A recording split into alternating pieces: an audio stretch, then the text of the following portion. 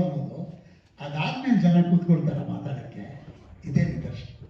ಇವತ್ತು ನಮ್ಮ ಚಿತ್ರರಂಗ ಕುಂಟ ಇದೆ ಅಂತ ಹೇಳ್ತಾರೆ. ಇದಕ್ಕೆ ಸೊಲ್ಯೂಷನ್ ತುಂಬ ಸಿಂಪಲ್. ಜನ ಬರೋದು ನಗೋದಿಕ್ಕೆ. ನಮ್ಮ ಪಿಟೀಲ್ಗಳು ಕುಯ್ದು ಅವ್ರನ್ನ ಯಾಕೆ ಕಳಿಸ್ತಾರೆ ಅಲ್ಲ. ಸಿನಿಮಾದಲ್ಲಿ ಕಾಮಿಡಿ ಅಂತ ಶುರು ಮಾಡಿದಂಥ ಸೀರೀಸ್ ಮಾಡಿದ್ದೆ ಸಿಂಗ್ ಬಾಬು. ನನ್ನ ಅದೃಷ್ಟ ಕೋತಿಗಳು. ಆದರೆ ನನಗೊಂದು ಆಶ್ಚರ್ಯ, ಸರ್ ನೀವು ಕುರಿಗಳು ನಂಜುಂಡನ ಕೊಟ್ರಿ, ಕತ್ತೆಗಳು ನರಸಿಂಹಮೂರ್ತಿ ಕೊಟ್ರಿ, ಕತ್ತೆಗಳೇ ಸರ್ ನಲ್ಲಿ ಕೊಟ್ರಿ. ನಾವು ಅವ್ರವ್ರ ಮಕ್ಕ ನೋಡ್ಕೊಂಡೇ ಕೊಡೋದು ಸರ್.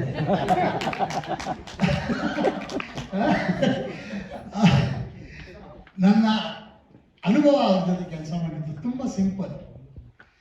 ನಾನು ನಾಟಕದಿಂದ ಬಂದು ನಾನು ಸಿನಿಮಾ ಡೈಲಾಗ್ ರೀತಿಯಲ್ಲಿ ಬರೀತಾ ಇದ್ದೆ. ಅಂದರೆ ಸೀನ್ ಶುರು ಆಗ್ತಾ ಯಾರೋ ಬರ್ತಾರೆ ಮಾತಾಡ್ತಾರೆ ಅಂತ. ಸಿಂಗ್ ಬಾಬು ನನಗೆ ಹೇಳಿದರು, ರಿಚರ್ಡ್, ಸಿನಿಮಾ ಡೈಲಾಗ್ ಅಲ್ಲ, ವಿಷುವಲ್. ಇಡೀ ಸಿನಿಮಾ ನೋಡಬೇಕಷ್ಟೇ, ಮಾತಾಡೋದು ನಾಟಕ ಅಂತ.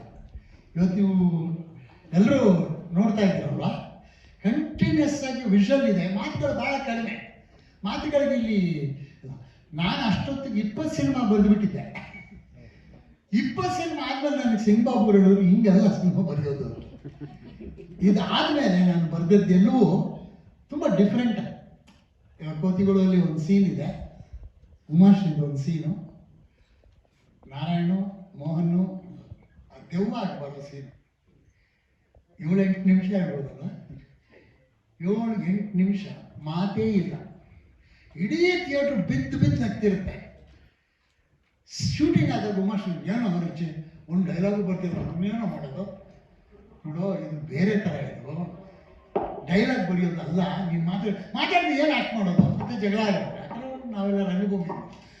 ನಾರಾಯಣಂತೂ ಏನು ಸರ್ ಮಾಡೋದು ಸರ್, ಏನಿಲ್ಲಪ್ಪ ಭಯ ತೋರಿಸೋದು ನಿನ್ನ ಮುಖದಲ್ಲಿ, ಅಯ್ಯೋ ಅನ್ನಂಗಿಲ್ಲ, ಬರೀ ನೀನು ಆ್ಯಕ್ಷನಲ್ಲಿ ಭಯ ತೋರಿಸ್ಬೇಕು. ರಮೇಶ್ ಅದನ್ನು ತುಂಬ ಚೆನ್ನಾಗಿ ಬೇಗ ಅರ್ಥ ಮಾಡಿಕೊಟ್ರು. ಆಮೇಲೆ ಅಂದರೆ ಸಿನಿಮಾ ಮಾಡೋ ರೀತಿಯೇ ಬೇರೆ. ನಾವು ಸಿನಿಮಾನ ಆಡಿಯೋ ಮಾಡಿಕೊಂಡು ಇಷ್ಟು ವರ್ಷ ಬೆಳೆದ್ಬಿಟ್ಟಿದ್ವಿ. ನನಗೆ ಆ ದಾರಿಯಲ್ಲೇ ಹೋಗ್ತಾ ಇದ್ದವ್ರಿಗೆ ಇದೆಲ್ಲ ದಾರಿ ಅಂತ ತೋರಿಸ್ಕೊಟ್ಟಿದ್ದು ಸಿಂಗ್ ಬಾಬು. ಇಡೀ ಚಿತ್ರರಂಗಕ್ಕೆ ಕಾಮಿಡಿ ಅಂದರೆ ಏನು, ಕುರಿಗಳು ಕೋತಿಗಳು ಕತ್ತೆಗಳು, ಇದು ಸ್ಟಾರ್ಟ್. ಇದರಿಂದ ಬೇಕಾದಷ್ಟು ಬರುತ್ತೆ.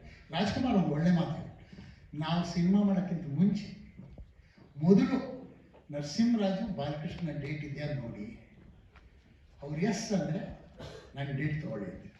ಅಂದರೆ ಹಾಸ್ಯಕ್ಕೆ ಎಷ್ಟು ಬೆಲೆ ಇತ್ತು ಅಂತ ಅಲ್ವಾ. ಇವತ್ತು ನಾನು ಹೇಳ್ತೀನಿ, ಕನ್ನಡ ಚಿತ್ರರಂಗ ಆಗಲಿ ನಾಟಕ, ನಾನು ನಾಟಕದಲ್ಲಿ ಸಾಲ ಮಾಡಿದೆ, ತೀರಿಸಿದ್ದು ನಗೆ ಹಬ್ಬದಲ್ಲಿ. ಆಮೇಲೆ ಅದು ನಗೋದು ಎಷ್ಟು ಇವತ್ತಿಗೆ ಎಲ್ಲರೂ ನನಗೆ ನಿಮ್ಯಾನ್ಸ್ನವ್ರು ಕರೆದು ನಮಗೆ ಸನ್ಮಾನ ಮಾಡಿದ್ರು. ರಿಚರ್ಡ್, ಎಂಥ ಸಮಾಜ ಸೇವೆ ಮಾಡ್ತಾ ಇದ್ದಾರೆ ಅಂದರೆ, ನಮಗೆ ಇಲ್ಲಿ ಡಿಪ್ರೆಷನ್ ಆದರೂ ಬಂದರೆ ಅವ್ರಿಗೆ 10 days ಟ್ರೀಟ್ಮೆಂಟ್ ಕೊಡ್ತೀವಿ. ಅವ್ರು ಒಂದ್ಸಲ ನಕ್ಬಿಟ್ರೆ, ಸುಮ್ಮನೆ ನಕ್ಬಿಟ್ರೆ ಅವ್ರ ಕಾಯಿಲೆ ವಾಸಿ. ಅದರಿಂದ ಇವತ್ತು ಎಲ್ಲರೂ ನಕ್ಕಿದ್ದೀರಾ. ಈ ಥರದ್ದೇ ಸಿನಿಮಾಗಳು ಹೆಚ್ಚು ಮಾಡಲಿ ಅಂತ ಸಿಂಗ್ ಬಾಬು ಕೇಳ್ತೀನಿ.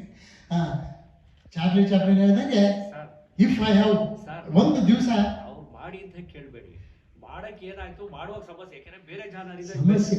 ಈ ಸಿನಿಮಾನ ಹಿಂಗೆ ಸರ್, ಇಲ್ಲಿ ವನವಾಸ ಮಾಡಿದೆ ಶ್ರೀರಾಮನಾಗಲ್ಲ, ಅಜ್ಞಾತವಾಸ ಮಾಡಿದೆ ಪಾಂಡವ, ಇದೆಲ್ಲ ಇದ್ದೇ ಇರುತ್ತೆ. ಇದೆಲ್ಲ ವಹಿಸ್ಕೊಳ್ಳೋದಲ್ಲ. ಇದಾದ್ರೆ ನಮ್ಗೆ ನೋವು ಇದ್ರೆ ಮಾತ್ರ ನಿಮ್ಗೆ ನಗ್ಸಕ್ಕೆ ಸಾಧ್ಯ. ನಿಮಗೂ ನೋವು ಗೊತ್ತಿದ್ರೆ ಮಾತ್ರ ನಿಮಗೂ ನಗ್ಸಕ್ಕೆ ಸಾಧ್ಯ.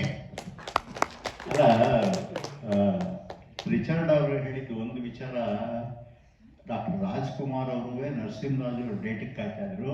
ಅವರೊಬ್ಬರೇ ಅಲ್ಲ, ಮೆಹಮೂದ್ ಡೇಟ್ಗೆ ಹಿಂದಿ ಚಿತ್ರರಂಗದ ಎಲ್ಲ ಹೀರೋಗಳು ಕಾಯ್ತಾ ಇದ್ರು, ಇನ್ಕ್ಲೂಡಿಂಗ್ ದಿಲೀಪ್ ಕುಮಾರ್ ಯಾವತ್ತು ಬರ್ತಾರೆ ಅಂತ. MGR ಅಷ್ಟೇ, ನಾಗೇಶ್ ಪಾರ್ಕ ಅವ್ರದ್ದಾನ್ ಫಸ್ಟ್ ಡೇಟ್ ಇರ್ತೀವ ಅಪ್ರೋಚ್ ಮಾಡಲ್ಲ. 9 ಪಿಕ್ಚರ್ ಆಕ್ಟ್ ಮಾಡ್ತಿದ್ರು ನಾಗೇಶ್ ಕಾಮಿಡಿ. ಶಿವಾಜಿ ಗಣೇಶನ್, MGR, ಜಮಿನಿ ಗಣೇಶನ್ ಎಲ್ಲರೂ ಫ್ಲೋರ್ಗಳಲ್ಲಿ ಕಾಯ್ತಾ ಇದ್ರು. ಇವ್ರು ಹೋಗೋರು 1 hour ಅವ್ರೊಂದು ಸೀನ್ ಮುಗಿಸ್ಕೊಂಡು ಬಂದ್ಬಿಟ್ಟು ಒಡವೆ ಅಲ್ಲ ಎಲ್ಲರೂ ಅಲ್ಲಿಂದ ತಂಗವೇಲು, ಆಮೇಲಿಂದ MR ರಾಧಾ ಕಾಮಿಡಿ ಇದು ಅದರಿಂದ ವಿಲನ್ನು. ಆದ್ದರಿಂದ ನಮ್ಮ ದಿನೇಶು ಎಲ್ಲ ತುಂಬ ಒಳ್ಳೊಳ್ಳೆ ಆರ್ಟಿಸ್ಟ್ಗಳು. ಬಟ್ ನಮ್ಮಲ್ಲಿ ಇವತ್ತಿಗೆ ಕಾಮಿಡಿನ ಸ್ವಲ್ಪ ದೂರ ಇಟ್ಟಿದ್ದಾರೆ. ಹತ್ರ ತಗೊಂಡ್ರೆ ಹೃದಯಕ್ಕೆ ಒಳ್ಳೇದು, ಹೃದಯಕ್ಕೂ ಒಳ್ಳೆ ಔಷಧಿ, ಆರೋಗ್ಯನೂ ಬರುತ್ತೆ. ಅದರಿಂದ ಕಾಮಿಡಿ ಜನರ ಸಿನಿಮಾಗಳು ಮಾಡಬೇಕು. ಬಟ್ ಕಾಮಿಡಿ ಮಾಡೋದು ಅಷ್ಟು ಈಸಿ ಇಲ್ಲ, ತುಂಬ ಕಷ್ಟದ ಕೆಲಸ. ಅದ್ರ ಜೊತೆಗೆ ಒಳ್ಳೆ ರೈಟರ್ ಬೇಕು, ಒಳ್ಳೆ ಆಕ್ಟರ್ಸ್ ಬೇಕು. ನಾವಿದ್ದೀವಿ ಸರ್.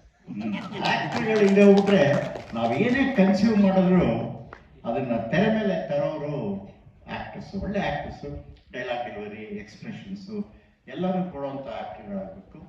ಅದರಿಂದ ಕಾಮಿಡಿ ಸಕ್ಸಸ್ ಆದಾಗ ತುಂಬ ಚೆನ್ನಾಗಿರುತ್ತೆ, ಸೋತಾಗ ಕಷ್ಟ ಆಗುತ್ತೆ. ಬಟ್ ಒಳ್ಳೆ ಸ್ಕ್ರಿಪ್ಟ್ ಇದ್ದಾಗ